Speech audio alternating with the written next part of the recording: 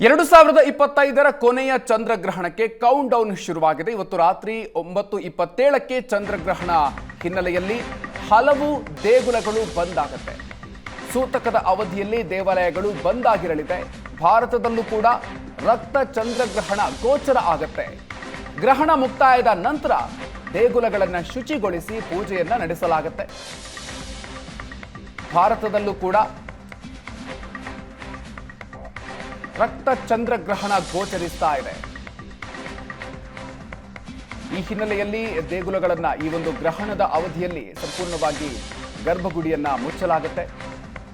ಅದರ ಜೊತೆಗೆ ಅದಾದ ನಂತರ ಗ್ರಹಣದ ಮುಕ್ತಾಯದ ನಂತರ ದೇವಾಲಯಗಳನ್ನ ಶುಚಿಗೊಳಿಸಿ ಅದಾದ ನಂತರ ಪೂಜೆಯನ್ನ ನಡೆಸಲಾಗುತ್ತೆ.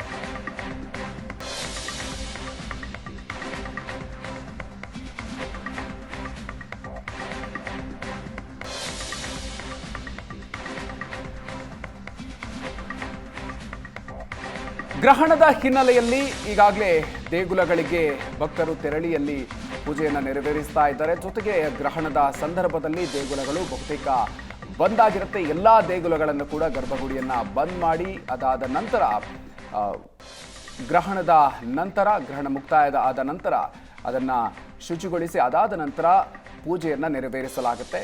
ಭಾರತದಲ್ಲೂ ಕೂಡ ಈ ಒಂದು ರಕ್ತ ಚಂದ್ರಗ್ರಹಣ ಕಾಣಿಸೋದ್ರಿಂದಾಗಿ ಅದನ್ನು ವೀಕ್ಷಿಸುವಂಥ ಒಂದು ಕೌತುಕ ಕೂಡ ಜನರಲ್ಲಿ ಇರುತ್ತೆ. ಅದರ ಜೊತೆಗೆ ಆಧ್ಯಾತ್ಮಿಕವಾಗಿ ಕೂಡ ಈ ಒಂದು ಗ್ರಹಣದಂಥ ಘಟನೆಗಳು ಸಾಕಷ್ಟು ಮಹತ್ವವನ್ನು ಪಡ್ಕೊಳ್ತಾ ಇರುವಂಥ ಇದರ ಜೊತೆಗೆ ವೈಜ್ಞಾನಿಕವಾಗಿ ಕೂಡ ಸಾಕಷ್ಟು ಕುತೂಹಲವನ್ನು ಮೂಡಿಸ್ತಾ ಇರುವಂಥ ಪ್ರಕ್ರಿಯೆ ಆಗಿದೆ.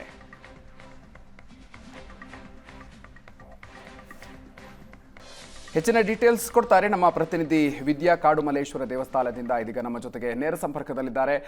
ವಿದ್ಯಾ, ಇದೀಗ ಗ್ರಹಣದ ಹಿನ್ನೆಲೆಯಲ್ಲಿ ದೇವಾಲಯದಲ್ಲಿ ಯಾವ ರೀತಿಯಾಗಿರುವಂತಹ ಪ್ರಕ್ರಿಯೆಗಳು ನಡೀತಾ ಇದೆ, ಭಕ್ತಾದಿಗಳು ಆಗಮಿಸ್ತಾ ಇದ್ದಾರಾ, ಡೀಟೇಲ್ಸ್ ಅನ್ನು ಕೊಡ್ತಾ ಹೋಗೋದಾದ್ರೆ? ಮಧುಕರ್, ಇವತ್ತು ರಾಹುಗ್ರಸ್ತ ಚಂದ್ರಗ್ರಹಣ ಆಗಿರುವಂತಹ ಕಾರಣಕ್ಕಾಗಿ ಬಹುತೇಕ ದೇವಸ್ಥಾನಗಳು ಮಧ್ಯಾಹ್ನವೇ ಕ್ಲೋಸ್ ಆಗಿದೆ. ಅದೇ ರೀತಿಯಾಗಿ ಕಾಡುಮಲ್ಲೇಶ್ವರ ದೇವಸ್ಥಾನ ಕೂಡ ಮಧ್ಯಾಹ್ನ ಕ್ಲೋಸ್ ಆಯಿತು. ಆದರೆ ಕಾಡುಮಲ್ಲೇಶ್ವರ ದೇವಸ್ಥಾನದಲ್ಲಿ ಪ್ರತಿನಿತ್ಯ ಕೂಡ ಬೆಳಗ್ಗೆ ಕ್ಲೋಸ್ ಆಗಿ ಮತ್ತೆ ಸಂಜೆ 6 ಗಂಟೆಯಿಂದ 9 ಗಂಟೆಯವರೆಗೂ ಕೂಡ ದೇವಸ್ಥಾನ ಓಪನ್ ಇರುತ್ತೆ. ಅದೇ ರೀತಿಯಾಗಿ ದೇವರ ದರ್ಶನವನ್ನ ಜನ ಬಂದಂಥವರು ಕೂಡ ಪಡೆದುಕೊಳ್ಬಹುದು. ಆದರೆ ಇವತ್ತು ಗ್ರಹಣ ಆಗಿರುವಂತಹ ಕಾರಣಕ್ಕಾಗಿ ಸಂಜೆ 7 ಗಂಟೆಗೆ ಅಂದರೆ 6 ಗಂಟೆಗೆ ಓಪನ್ ಮಾಡಿ 7 ಗಂಟೆ 1 ಗಂಟೆ ಮಾತ್ರ ದೇವರ ದರ್ಶನಕ್ಕೆ ಭಕ್ತಾದಿಗಳಿಗೆ ಅನುವನ್ನ ಮಾಡಿಕೊಟ್ಟಿರುವಂಥದ್ದು. ಸೊ 7 ಗಂಟೆಯ ನಂತರ ಸಂಪೂರ್ಣವಾಗಿ ದೇವಸ್ಥಾನವನ್ನ ಬಂದ್ ಮಾಡ್ತಾರೆ. ಯಾವುದೇ ರೀತಿಯಾಗಿಯೂ ಕೂಡ ದೇವರ ದರ್ಶನಕ್ಕೆ ಭಕ್ತಾದಿಗಳಿಗೆ ಅವಕಾಶ ಇರಲ್ಲ. ಇನ್ನು ನಾಳೆ ಬೆಳಗ್ಗೆ ಎಂದಿನಂತೆ ಓಪನ್ ಆಗುವಂಥದ್ದು 6:30ಕ್ಕೆ ಎಂದಿನಂತೆ ದೇವರ ದರ್ಶನಕ್ಕೆ ಭಕ್ತಾದಿಗಳಿಗೆ ಅವಕಾಶವನ್ನ ಮಾಡಿಕೊಡ್ತಾರೆ. ಅಲ್ಲಿಯವರೆಗೂ ಕೂಡ ದೇವರ ದರ್ಶನಕ್ಕೆ ಅಂದರೆ ಇವತ್ತು ಸಂಜೆ 7 ಗಂಟೆಯಿಂದ ನಾಳೆ ಬೆಳಗ್ಗೆ 6:30ರವರೆಗೆ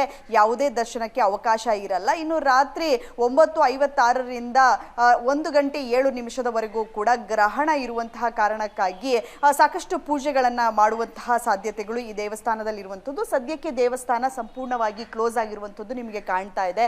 ಸೊ ದೇವರ ಗರ್ಭಗುಡಿಯನ್ನು ಓಪನ್ ಮಾಡಿದರೆ ಬಿಟ್ಟರೆ ದೇವಸ್ಥಾನದ ಎಲ್ಲ ಬಾಗಿಲುಗಳನ್ನು ಕೂಡ ಕ್ಲೋಸ್ ಮಾಡಿರುವಂಥದ್ದು. ಯಾವುದೇ ಭಕ್ತಾದಿಗಳು ಸಂಜೆ 6 ಗಂಟೆಯವರೆಗೆ ದೇವಸ್ಥಾನದ ಒಳಭಾಗಕ್ಕೆ ಪ್ರವೇಶವನ್ನ ಮಾಡುವಾಗಿಲ್ಲ. ಅದರ ಜೊತೆಗೆ ನಾಳೆ ಏನಿರುತ್ತೆ ಪೂಜೆ ನಡೆಯುವಂತಹ ಸಂದರ್ಭದಲ್ಲಿ ಎಲ್ಲರೂ ಕೂಡ ಬಂದು ದೇವರ ದರ್ಶನವನ್ನ ಪಡೆಯಬಹುದು. ರಾತ್ರಿ ದೇವರಿಗೆ ವಿಶೇಷವಾಗಿ ಗ್ರಹಣ ಇರುವಂತಹ ಕಾರಣಕ್ಕಾಗಿ ದೇವರಿಗೆ ದರ್ಬೆಯನ್ನ ಇಟ್ಟು ಪೂಜೆಯನ್ನ ನೆರವೇರಿಸಲಾಗುತ್ತೆ. ಸೊ ಸಂಪೂರ್ಣವಾಗಿ ಗರ್ಭಗುಡಿಯನ್ನ ಕೂಡ ಕ್ಲೋಸ್ ಮಾಡುವಂತಹ ಕೆಲಸವನ್ನ ಇಲ್ಲಿನ ಪುರೋಹಿತರು ಮಾಡ್ತಾರೆ.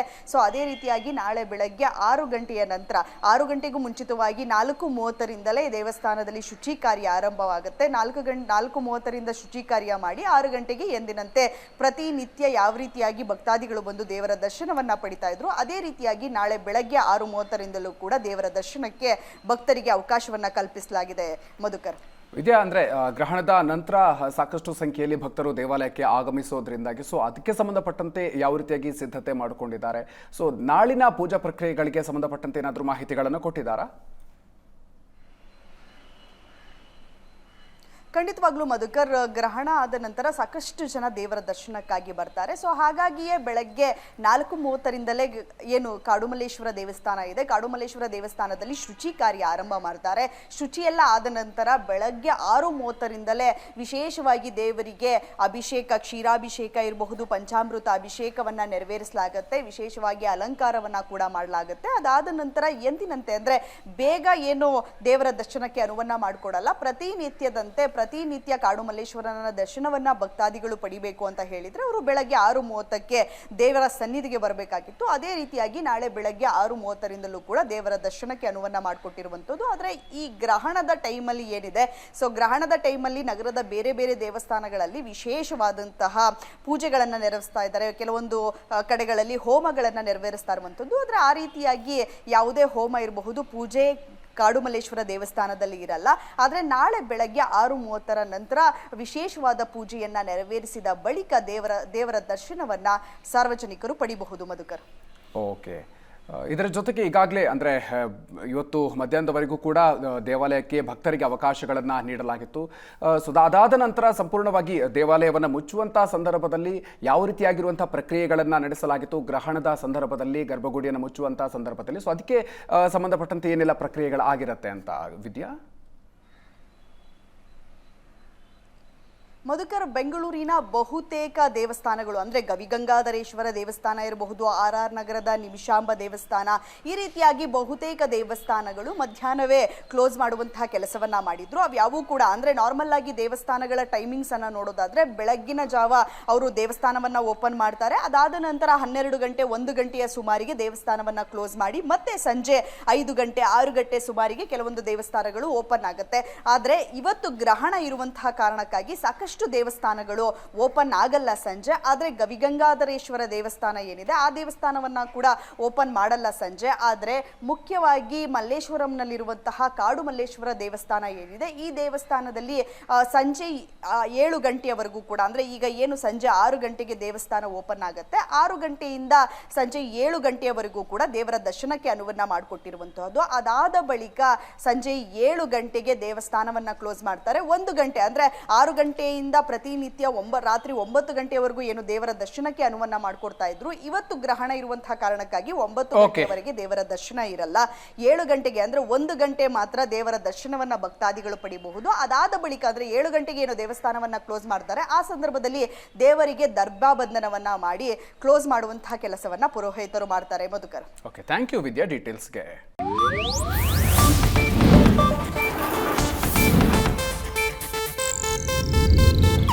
ಇದು ಏಷ್ಯಾನೆಟ್ ನ್ಯೂಸ್ ನೆಟ್ವರ್ಕ್ ಪ್ರಸ್ತುತಿ.